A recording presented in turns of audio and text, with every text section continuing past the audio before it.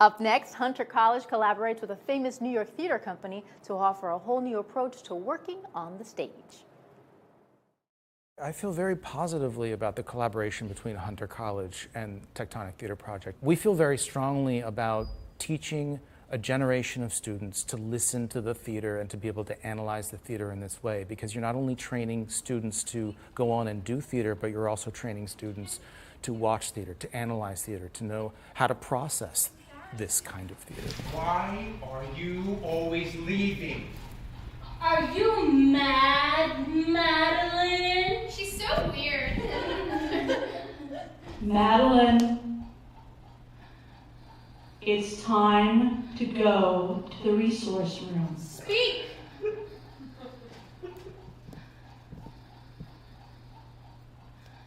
My name is Andy Paris, and I'm teaching the 2015 Tectonic Theater Project class, which is really a class about moment work, which is the technique that Moises Kaufman and myself and the rest of the members of Tectonic Theater Project created to help us form our work. You know, the way that a play is normally formulated is someone goes into a very small room somewhere and writes a script, and then they give that script to a director who then hires a bunch of actors, and they try to realize that script, and they try to make that script true.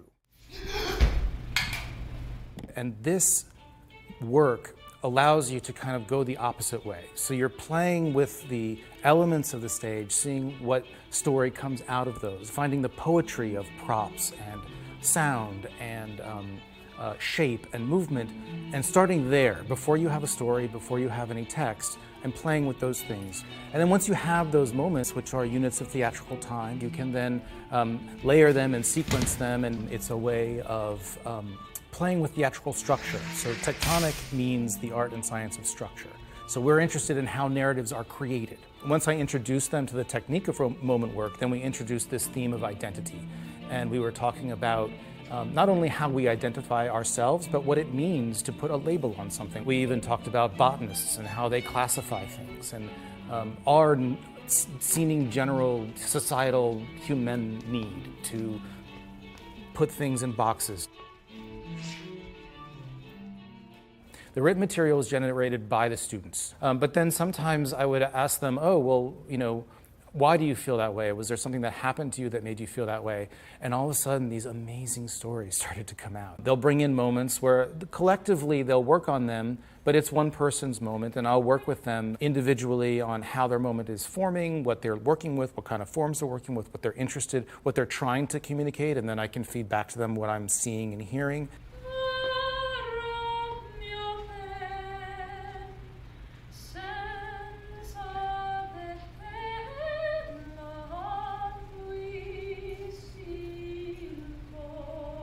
My great-grandfather, Egidio Viola, came to this country in 1894 with only $12 in his pocket.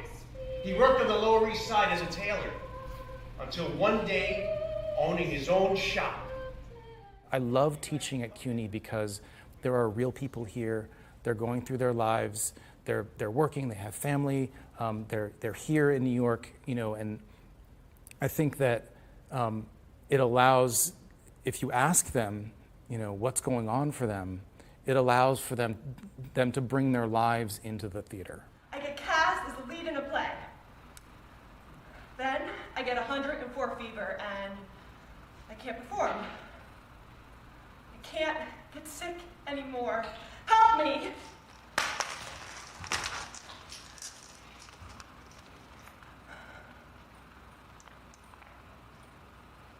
Stop eating wheat. Stop eating dairy.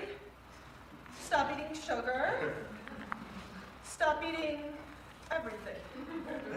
I knew of Tectonic's work, and I had seen several of their plays, but I had never worked on it as a practitioner of any kind. And it's really made me sort of rethink the possibilities that the stage can offer us. Tectonic Theater Project was formed around a dissatisfaction with what we were seeing in the theater world around us, that we felt like there was a lot of theater that was happening that could happen on TV or in a film.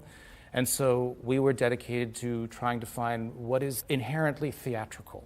What can the theater do that other media cannot? Somatoform disorder. On some level, that was really freeing, being able to just be like, okay, this is all new, just start from scratch, try something and see what happens. I think there's no going back at this point. I feel like there's the before and now there's the after. So it's really taking a step back and really trusting yourself more, and not only yourself, but everything that's around you. What I was surprised by with this class is that they were such good listeners. They really they listened, they were committed, and it taught me a lot about what it means to be in your own skin, to be present. It's been a wonderful opportunity as a Hunter student, as a human being, to be able to work with Andy and be able to create all of this beautiful work that we get to showcase to everyone, and with my fellow students. Working with everyone has been fantastic. I think these opportunities of bringing in professionals into an educational setting are, they're few and far between, and I think when something like this is presented to you, you really have to take advantage of it. I think you'll like him. Gemma, it's important that you remember how incredibly young you are. You're only 20 and you're having fun, but one day you will meet the right man for you. And whatever they do, a theatrical education is incredibly useful in the world, to be able to communicate. I mean, really that's what this comes down to, is how do we communicate our ideas? And how do we listen to what's being communicated to us? And that is something that is somewhat lacking sometimes in our culture and our society.